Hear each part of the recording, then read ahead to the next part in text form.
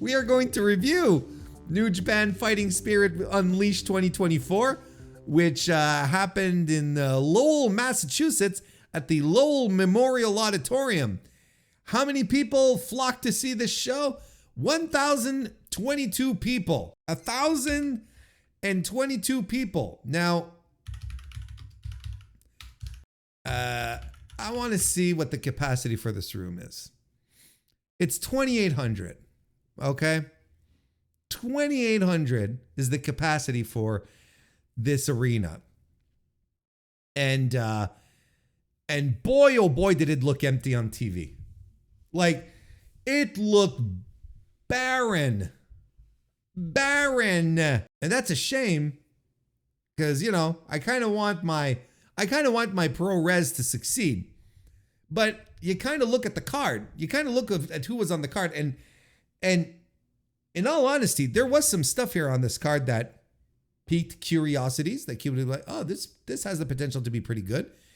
But there were no, big stars, big New Japan stars. And we had the New Japan stars. We had the guys that were building towards that. So to a degree, I think it's understandable and normal that we're at this spot in New Japan's history where it's like they hold a show in North America, but you don't have the usual stalwarts. You can't put Okada and Naito and Takahashi in the main event anymore.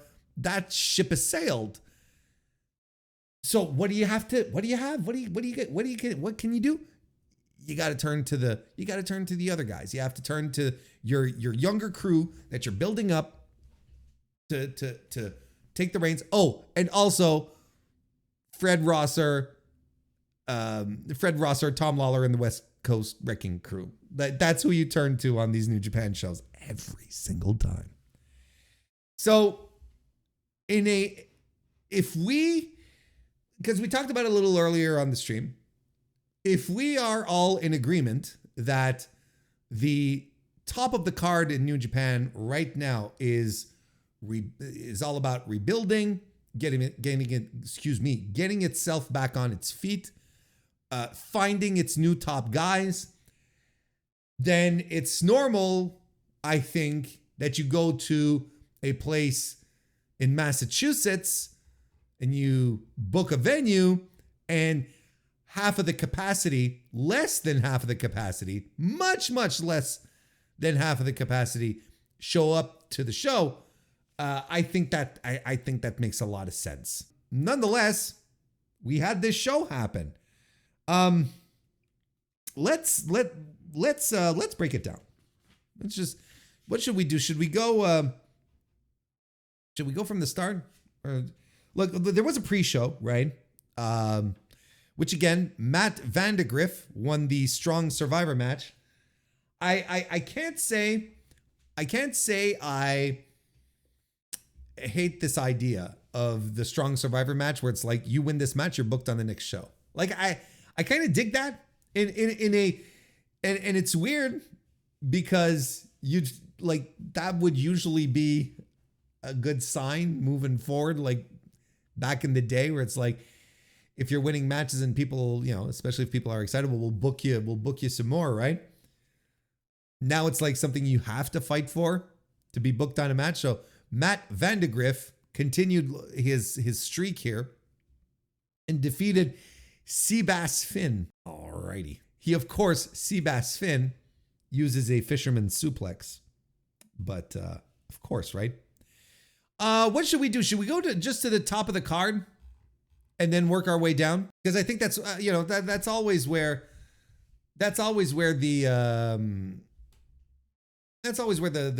best stuff happens, right? That's where because this show, if anything, was newsworthy, super newsworthy, right? Gabe Kidd defeated Kosei Fujita to retain the New Japan Strong Openweight Championship. I thought this was a very, very good match.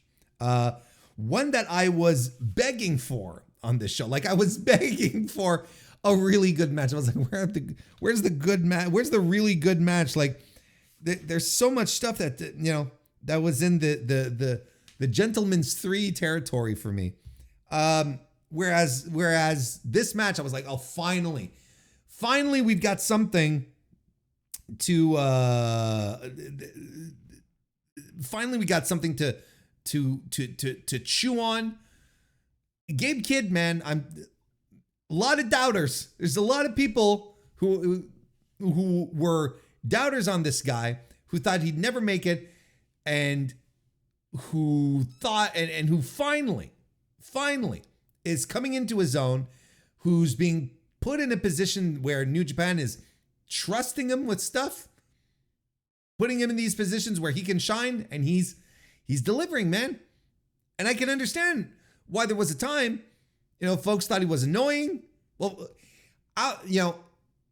even before that, I think a lot of people sort of turned on him, when he had his mental breakdown. I think that's the fairest way to put it, when he was tweeting through it, right? That was definitely wasn't his shiniest moment, but for him here in this, since he got his act together and since he started focusing more, instead of just coming in and throwing shit around, ever since he started focusing more, you feel like he's really been on top of things, right? And I thought, look, he had a good little match with Kosei Fujita, a very, very good match. It's not just a good little match. He had a very, very good match with Kosei Fujita, who I thought was,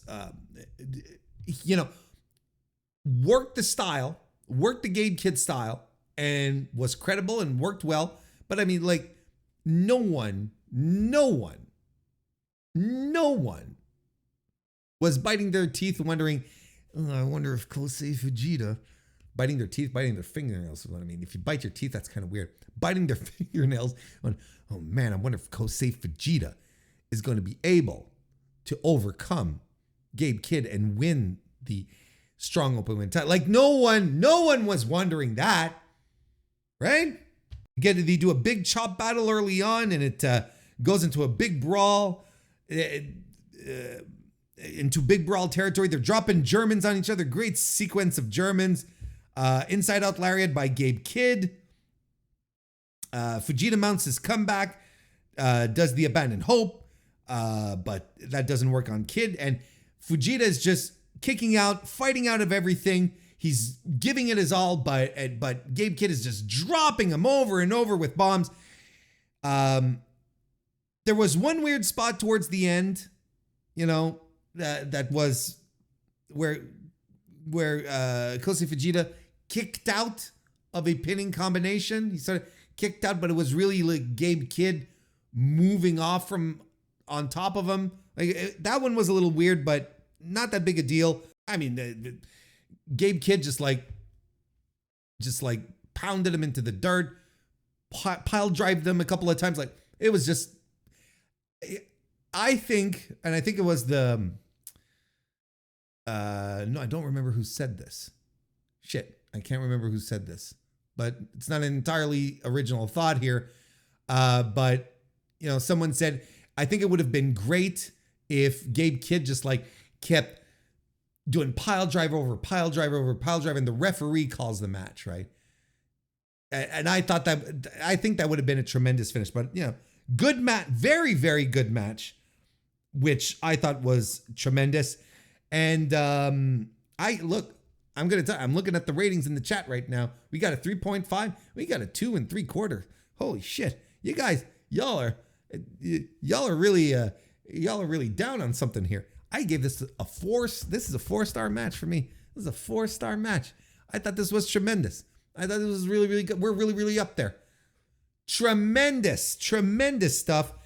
And after the match, Oiwa comes in to save his boy because Gabe Kidd's not done with him yet. Of course, as you know, they're all in TMDK. So he runs in to save his boy. Then Kenta runs in to try and fuck with Oiwa some more, but that doesn't quite work out. Or I guess, Kidd and Kenta are Bullet Club. The Bullet Club structure right now is, it's never been addressed. There's too much fan canon. I don't care. Like, I don't. They're all Bullet Club to me at this point, and you know, outside of the differentiation with the House of Torture, which I is the only one of the three factions that really does feel like its own entirely different thing. It doesn't matter. Anyway, Oiwa fights everyone off, and he's cool, and he ends up challenging Gabe Kidd for the openweight title. So that's going to probably happen. What's the next one? It's I can't remember the name of the next one, but the one in December, right? December 12th. 12? Is it?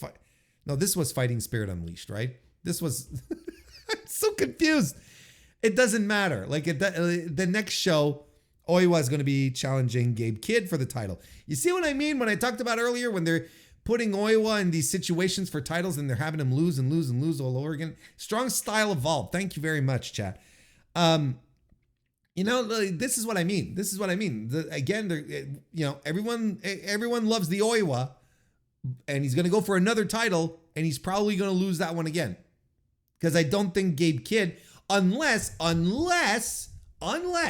they don't want Gabe Kidd to hold the openweight title when he fights Kenny Omega at the Dynasty or the Wrestle Kingdom, wherever they decide to do it, right?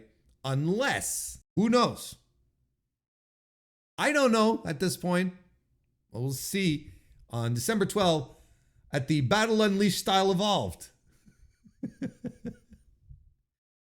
Can't wait for the Jake Lee Kenta Sonata Trios match.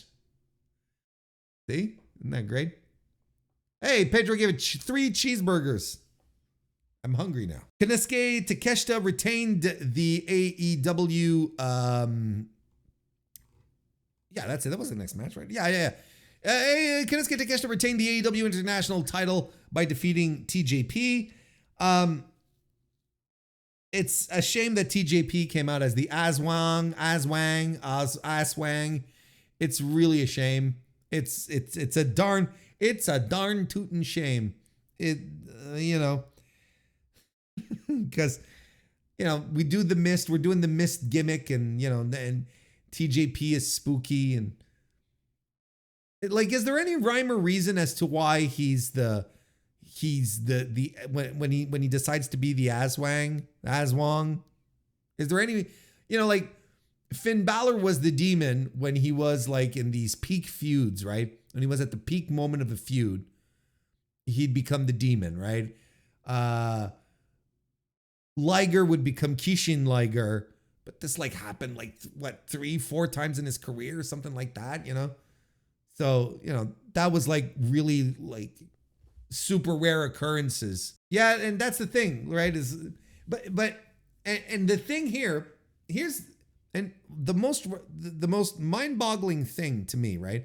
Is like, if TJP is trying to do like a, you know, like a Kishin Liger gimmick, Liger, when he did the Kishin gimmick, like completely abandoned everything you knew about Jushin Thunder Liger and just became like this savage creature, right? This beast.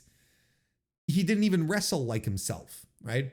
Whereas TJP here, even if he's like, there's no differentiation in the way he wrestles, whether he's the Aswang or the TJP. He's still doing Mamba splashes, and he's still doing the you know, the laces in the corner. Like, he's still doing his gimmick. So I'm like, what? So you know, he wears his creepy creepy contacts, and he spits mist. Is that the thing? Is this the big difference? Because I could do without, because it's really cringe. And every time I see it, I think back to when it debuted at Wrestle Kingdom, it being the Aswang. And TJP goes, wasn't it a Wrestle Kingdom? It seems to me it was a Wrestle Kingdom. And he goes under the ring, and he's under the ring for like 11 million hours until he comes out, and he's got the makeup on, and then suddenly Chris Charlton, right, has all of these notes about how the Aswang is this creature of Filipino myth, and he's got all these notes already, despite the fact that this was all shocking and surprising. I think Chris Charlton is a smart man, don't get me wrong, but come on now, like I know when you've been prepped. Yeah, like where did the notes come from? Maybe they magically appear with the Aswang, right? Maybe when the Aswang makes its appearance in Filipino lore, maybe once it appears, it also appears in the hands of one of the onlookers, a book of lore about the Aswang that they can read up on as the Aswang is like there and devouring its family. What? Because the Aswang's like a vampire? Isn't that what the gimmick is? It seems to me that's what the thing is with an Aswang, is that an Aswang's what is an Aswang? I can't believe I just typed that into Google. Wikipedia says Aswang is an umbrella term for various shape-shifting evil creatures in Filipino folklore, such as vampires, ghouls, witches, viscera suckers, and transforming human-beast hybrids, usually dogs, cats, or pigs. The Aswang is the subject of a wide variety of myths, stories, arts, and films, as it is well known throughout the Philippines. Okay, so that's essentially what it is, right? Vampires, ghouls, witches, and viscera suckers, which of course once again has a connection to professional wrestling. Anywho, yeah, like I thought I think Takeshita right now is one of the best wrestlers on earth. And I'm usually a fan of TJP, and I was looking forward to this match. And this was a good match, but not a great match. And I feel like this had the potential to be a great match. And I don't know if it's because we got into Aswang country here that sort of kept us from hitting the highs. It never had that other gear in the match where I thought, I was convinced would have another gear. Like I was ready for this to, be on the verge of blowing me away. And yeah, I thought the first part of the match is a little weird. It's good, but it's also weird. Because Konosuke Takeshita, and I don't want to get into the body debate, okay? I really don't. But you have a guy like Konosuke Takeshita. He's tall, he's buff, he's strong as fuck, okay? Against TJP, who is naturally smaller than him, okay? I'm not saying he's small. I'm just saying naturally smaller than him. And Takeshita has the reputation of being a hard hitter, being able to, take it as well as dish it out. Takeshita spends a substantial amount of time in this match working from beneath. And I'm like, I don't understand. I like this doesn't compute. And it's not just the body size, it's Takeshita's, persona. How many times have we seen Konosuke Takeshita working from beneath in the past year or so, right? Like really working from beneath. Most of the times his matches are back and forths. And especially against a guy who is not as physically imposing as Takeshita. Like it's really weird. Yeah, I don't know. I'm sort of looking over my notes. There's nothing really of, there weren't any like true, like huge, big spots. Nothing, Takeshita lands the bastard driver and TJP tries to win with a victory roll, but it's a super twisting suplex, the raging fire, the twisting fire, right? Twisting fire from Konosuke Takeshita, but from an avalanche position. From the rope, and he does the wee, and that's how he wins the match here. I mean, look, fine match. It was good. It was good. I gave it 3.5 stars, 3.5 stars. But I'm sounding like I'm down on it And that is only because I expected more out of these two guys. How about that? Yeah, Takeshita just couldn't overcome the Aswang lore. What? Then this is another good point. What does he do? What does he have on mythical shapeshifters, right? What does emo lovin' what does emo lovin' artist TJP, what does he have on the supernatural forces of Filipino folklore? Shota Umino and Tomohiro Ishii defeated TMDK's duo of Bad Dude Tito and IWGP World Heavyweight Champion Zack Sabre Jr. This was real good. Like, up until that point, this was my match of the night. I thought it was tremendous. I thought like a really, really well fought, well put together match. Oh wait, no, I forgot to mention. Oh shit, forgot to mention. After the Takeshita match, excuse me. We'll circle back. After the match, Konosuke Takeshita says he will defend the international title at the Tokyo Dome. He says the Tokyo Dome. And then he's like, come at me, whoever wants a shot. I'm waiting. And I'm sitting there in my chair going, wouldn't it be nice if it was Shingo? And god damn it, the Cosmos heard my plea and sent out Shingo Takagi to challenge Konosuke Takeshita, and it's going to be at Wrestle Kingdom. It's going to be not on the Wrestle Dynasty show, because after Shingo lays down the challenge, Tomohiro Ishii comes in and points to the both of them, and he goes, basically saying, you know, I am an expert at Ishii linguistics, at body language, at semaphore. You remember we talked about semaphore? Did you take the time to check out what semaphore was if you didn't know what semaphore is? I can read all of these things together. So you put them together. You put my linguistic knowledge of Ishii and my deep knowledge, very deep knowledge of semaphore. You put it together, I can read this man like a book.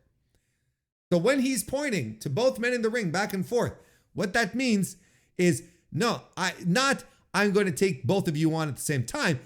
I'm going to take the winner of whoever you two dopes wins. So I am very excited at this prospect. So we're getting Takeshita versus Shingo at Wrestle Kingdom. That was confirmed.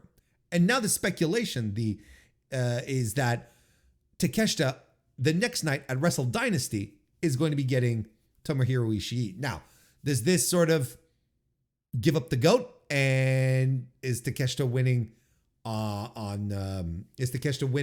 at Wrestle Kingdom? Perhaps. But then again, it's Konosuke Takeshita versus Shingo Takagi. I don't really give a shit, because this match is going to rule. Right now, this is the match I am most hyped for Wrestle Kingdom. I was missing the match to get me. Takeshita was the guy. Takeshita and Shingo actually was the match that I was needing to get hype. My hype match for Wrestle Kingdom is here now. I'm very, very hyped for that. And Takeshita versus Ishii, well, that's going to be tremendous because, you know, both are incredible workers. So there you go. So that was the events. And so now we're going to go back to Umino Ishii versus Sabre and Bad Dude Tito. Yeah, look, obviously they're setting up some, this match was there to set up some heat for the Wrestle Kingdom match, for Shota Umino versus Zack Sabre Jr. And I'm excited about it. We talked about it earlier on the stream, but you know, I still think there's something there. But anyway, we've already hedged that one there. But the match essentially set up, it was essentially done to create some heat here between the two to get that ball rolling. Shota gets the win on Bad Dude Tito, Big Teats. And then after the match, John Moxley shows up on a pre-tape because not Moxley, but Shota earlier on. I don't remember where. I don't remember if it was in social media or if it was at one of the post-match pressers. I can't remember. It doesn't matter. But Shota was basically saying, hey, you know what, John Moxley, I don't like what you're doing these days. Maybe you need a little, a little wake-up call. Maybe you need like me to sort of knock some sense into you, which I thought, all right, interesting. Mox and Umino are going to be joint at the hip for the entirety of the world. It was at Power Struggle in the backstage comments. Thank you, chat. I couldn't quite remember, but I remembered the gist of it because that was important. So Mox decided to respond at Fighting Spirit Unleashed, sending in a little pre-tape, saying that he appreciates his grit, but we're still going to mold you into the champion that I think you are, and you're not quite there yet. And I heard your challenge, and no, I am not going to fight you at the Dome. He says, I'm going to send an emissary instead. I'm like, wow, really? That kind of sucks, but okay. A Dome show would be tremendous, right? For John Moxley. Wouldn't he be apropos? Or maybe they just want to hide him away. They want to squirrel him away for a couple of months. Hopefully, hoping that people forget about the disaster IWGP World Heavyweight title run, right? So then we cut back to Shota, who just goes on a tear, and he says, okay, you can bring whoever you want, essentially, but fuck you, John Moxley, fuck you. And he's really happy to be cursing in English, and the crowd is into it. Listen, you can't tell me Shota Umino doesn't know how to get himself over. He got himself over in that building. He woke that crowd up, going around cursing up a storm on John Moxley. So you can't tell me he doesn't know how to do it. Brother knows how to do it. As if he wants to do it. See, he'll turn it on and off whenever he wants. Y'all are missing the point on Shota Umino, turns out.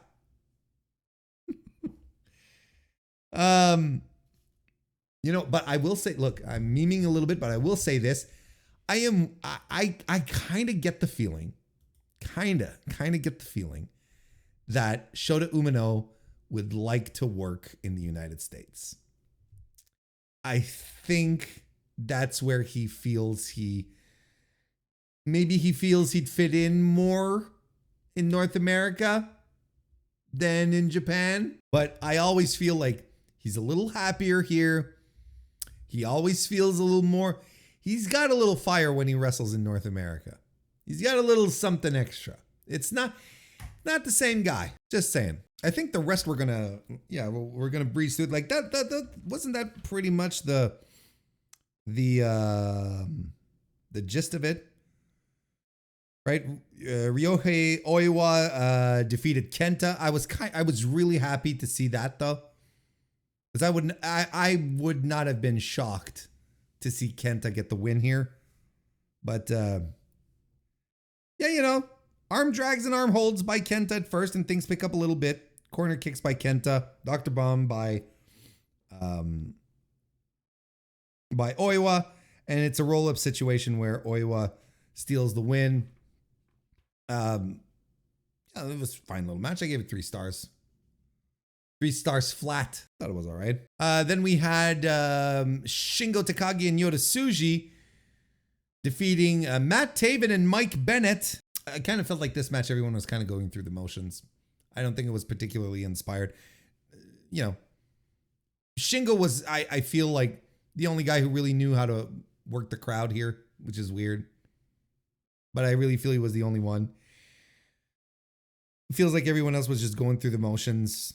Yota Tsuji really didn't look like he wanted to be there.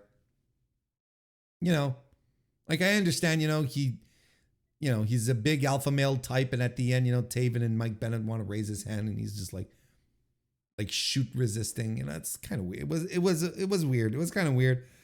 Good enough work, but nothing compelling, nothing really interesting. I gave it 2 3/4 stars.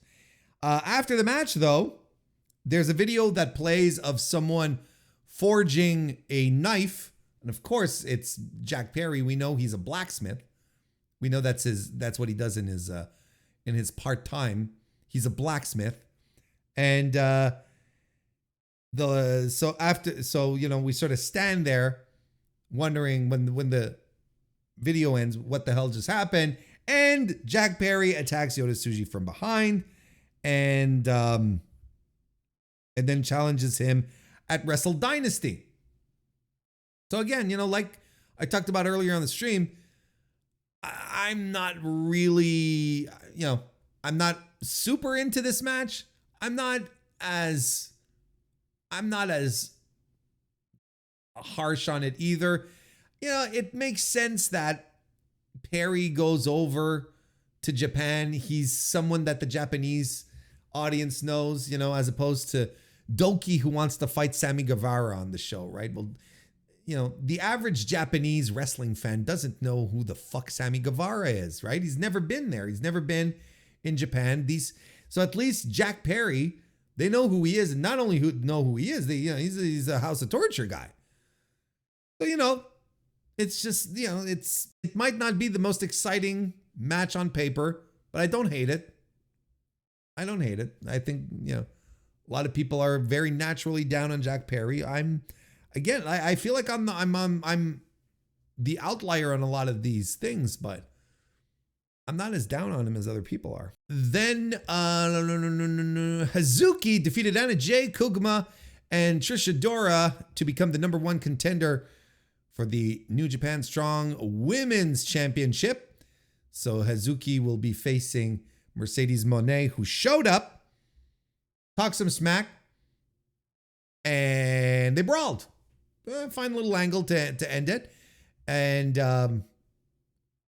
yeah, so they're going to be at the Battle of the Strong Style Unleashments in December.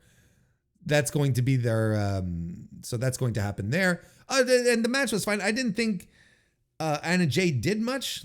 She was knocked out of the ring, and they made sure that they kept her down.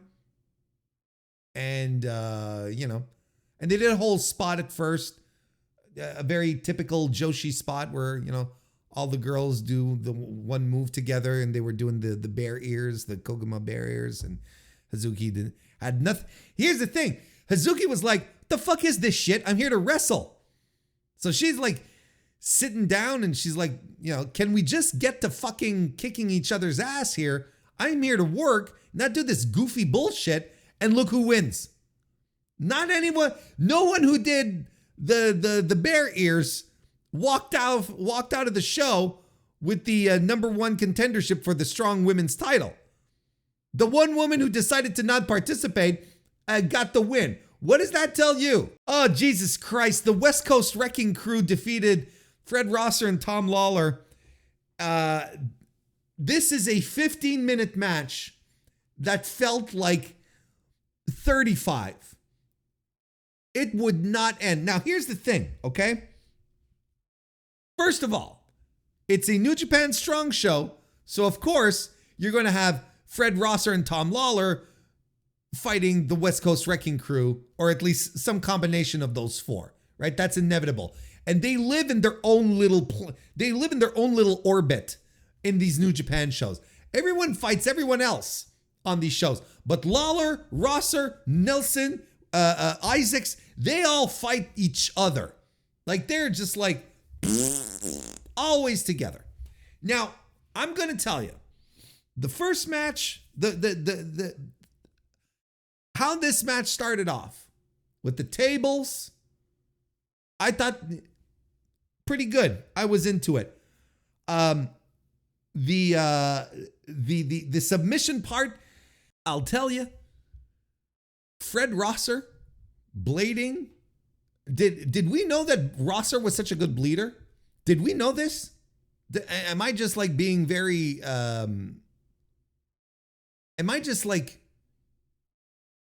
forgetting something? Did we know Rosser was this good of a juicer? Christ, that got me compelled. I was into this. I was like, and there were some striking visuals, and the blood added a lot to the submission bit Where I was like, is this guy, is he going to be able to is he going to be able to fight on? Are they going to do like a pass out gimmick? Like what are the, I really liked it. I thought it was dramatic. But everything fell apart on that the third fall, the last man standing strap stuff, which I was like, yeah, let's go. But Christ, it really ran out of gas. Like these guys just, I don't know if they didn't know what to do anymore. I didn't know if something was happening to Rosser that they had to be careful about, but that part, that just dragged and dragged and dragged in a match that I didn't think was so bad, but it took such a nosedive at the end. And it ends with a spike pile driver by the West Coast Wrecking Crew on Fred Rosser on some chairs. That's how they finally, like, I don't know, man. I don't know what happened. And if I remember correctly, I feel like I had the same type of analysis at the last Strong show that they had. Capital Collision, right? Where again, it was these four guys again in a tag team match. And I was like, and it never picked up. It never got going. And I'm like, all of this stinks. And honestly, like I thought the tables part was, they got rid of that really quickly. You know, Tom Lawler diving onto Jarrell Nelson through a table, got the first fall. That was good, right? But that's like the final pin of this match was just like, it just took me out of it. You could feel the crowd was no longer into it too. And this, despite the fact that Fred Rosser his life was bleeding out of him. And they couldn't build on that drama. That really stinks. I don't know. I'm still confused about it. Like I gave it like I gave it a 3, but I feel like it should be lower. I don't know. Like, but honestly, it doesn't matter. Lio Rush defeated Mustafa Ali in a good match. I gave this 3.5 stars. I think this is one of Mustafa Ali's best matches that I've seen with them, that I've seen of him since leaving the WWE. I thought he was very, very, very good here. And Lio Rush was tremendous too. So, you know, you get both these guys together and like this should be, like on paper, Lio Rush, Mustafa Ali, this should be a great match. And immediately when they start the match and they're doing takedowns and counter wrestling, I'm like, okay, so this is exactly like those training videos that Mustafa Ali would post on his Twitter account, right? Where he's sparring with someone and he's doing all these really fucking cool moves while he was still at WWE. And everyone's going, well, there he is. Why aren't we booking this guy more? Why aren't you giving him TV time? He's tremendous, etc., etc. Right? And then we get, you know, whatever Mustafa Ali on the indies was, which is fine, but not great, you know, like not anything that would blow your mind. So then you see him with Lio Rush and you're like, okay, this is what they're doing. They're going to do the gimmicks. They're going to do these routines and it's going to be great. It's going to be snappy and fast. And it worked, but it wasn't like as good as a lot. You know, my overall analysis of Mustafa Ali's post WWE career so far is a lot of unfulfilled hope. I think that's what it is. He's not a bad wrestler by any stretch of the imagination. He let some base sports entertainment instincts get in his way quite a bit, which unfortunately sometimes kills the momentum of a lot of great things that he's doing, like his match that he had in Impact TNA with Mike Bailey, when Mike Bailey finally beat him for the X Division title. That match was on a roll to be great, and then they had to start doing Montreal Screwjob references because fuck us all, we'll never live that down. I think a lot of us hoped that this would be his moment to just tear everything down and prove everyone at his old job wrong, that he was this tremendous worker, that he could get himself over.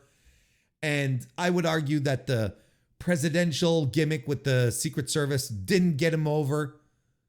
His work, which is what a lot of us were excited to see, didn't get him over because it was very, very fine, was good, but not on the level that we were expecting from him. I don't know, like, good little wrestler, and that's pretty much it. We didn't have the breakthrough that a lot of us were expecting to see. And the grizzled young veterans defeated TMDK, Mikey Nichols, Shane Haste combo, to become New Japan Strong Openweight Tag Team Title champions. Good little match. GYV cheat to win. Those are my notes. I gave it a 3. And then David Finlay defeated Kevin Knight in the opener. I thought it was pretty good. 3.25 stars. Good little match. And David Finlay,